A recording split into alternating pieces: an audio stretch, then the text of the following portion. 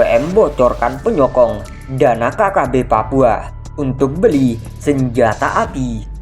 Dua orang penjual senjata api yang juga pendukung organisasi Papua Merdeka (UPM) membocorkan sosok kontraktor sebagai penyokong dana KKB Papua untuk beli senjata api. Tak tanggung-tanggung, 1 unit senjata api yang dibeli KKB Papua dari penyokong dana tersebut. Harganya antara 300 juta hingga 500 juta. Kontraktor yang menjadi penyandang dana KKB Papua tersebut adalah Panil Kogoya. Panil Kogoya memiliki uang melimpah. Dia adalah kontraktor yang pernah memenangkan pengadaan 1000 unit solar SIL atau PLTS Kabupaten Intan Jaya, Papua. Panil Kogoya menyuplai senjata api kepada KKB Papua sejak 2018. Transaksi pembelian senjata dilakukan sejak Desember 2019. Di akhir tahun itu, Panil Kogoya membeli senjata api jenis M4 senilai 300 juta. Dia juga membeli 2 pucuk senjata jenis M16 seharga 300 juta. Tak cukup di situ, pada awal tahun 2020, Panil Kogoya juga memesan senjata lagi seharga 500 juta. Senjata-senjata itu digunakan KKB Papua untuk melawan militer Indonesia. Menurut Kepala Satuan Tugas Kasatgas Humas Nemangkawi, Kombes Pol M. Iqbal Al-Kudusi, Panil Kogoya telah menghabiskan uang lebih dari 1 miliar untuk membeli berbagai macam senjata api. Panil Kogoya mengaku telah membeli 4 pucuk senjata api dan semuanya diserahkan kepada KKB Papua. Mereka semuanya berada di Enduga, Kabupaten Intan Jaya.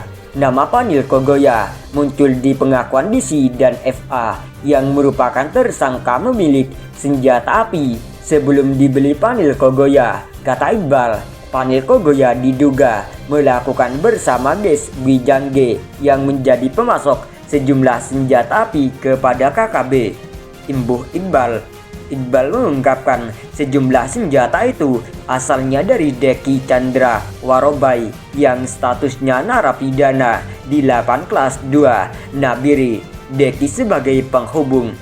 Sementara itu, saat ini KKB Papua mendapatkan perlawanan dari keluarga korban Alimom. Alimom adalah seorang siswa SMA yang ditembak mati oleh anggota KKB Papua di Kampung Yuloni, Distrik Ilaga. Modus yang dipakai pun sangat licik, dengan menelpon korban untuk meminta tolong membelikan sesuatu. Korban pun memenuhi permintaan tersebut dan mengantar barang-barang tersebut ke lokasi yang telah disebutkan dengan menggunakan sepeda motor Jupiter MX King. Sesampainya di pinggir jalan Kampung Yuloni, Distrik Ilaga, Kabupaten Puncak, korban langsung ditembak dengan menggunakan senjata api. Korban ditembak di bagian kepala dari pelipis kanan tembus ke pelipis kiri. Luka tembak pada punggung kanan bagian belakang tembus hingga ke bahu kanan atas dan mengenai rahang kanan. Korban tewas di lokasi kejadian dan motor miliknya dibakar pelaku. Dari hasil penyelidikan diketahui pelaku pembunuhan adalah wakil dari Lakaga Plenggen yang merupakan pimpinan KKB di Kabupaten Puncak. Pihak KKB beralasan korban adalah mata-mata TNI Polri. Gerombolan KKB Papua, foto kanan Kapolda Papua, Irjen Matius De Fakhiri. KKB Papua, pimpinan Sabinar berulah menembak seorang guru hingga tewas. Berikut ini perlawanan keluarga korban yang ditembak mati KKB. Tantang KKB, tunjukkan bukti.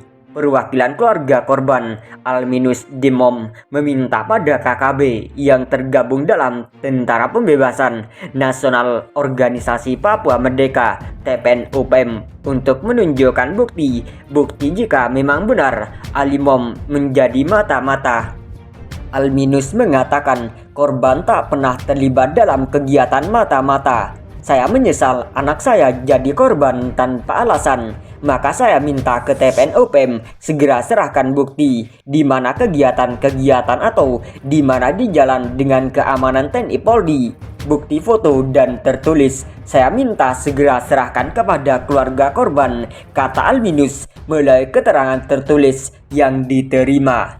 Saya sudah 2 hari tiba di Ilaga dan tunggu, tapi sampai saat ini belum ada informasi terkait keterlibatan Alimom sebagai mata-mata.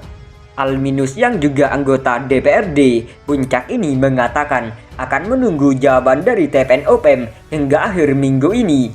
Sebut KKB teroris, Alminus juga menyatakan bahwa aksi TPNOPM merupakan aksi teror, bukan perjuangan untuk Papua Merdeka. Ini bukan perjuangan murni, tapi mereka teroris punya kerja yang begini, bunuh sembarang orang, melanggar HAM, dan saya akan sampaikan ke dunia, katanya. Kalau mereka berjuang untuk Papua, mengapa bunuh orang Papua? Harusnya mereka melindungi masyarakat Papua. Ini perjuangan tidak benar dan ilegal, ujarnya. Ia menegaskan akan mengambil jalur hukum terhadap pelaku pembunuhan Alimom. Alminus mengatakan aksi KKB tidak berperi kemanusiaan sehingga harus diproses secara hukum maupun adat. Saya akan ke Timika lagi, saya suarakan sampai ke internasional.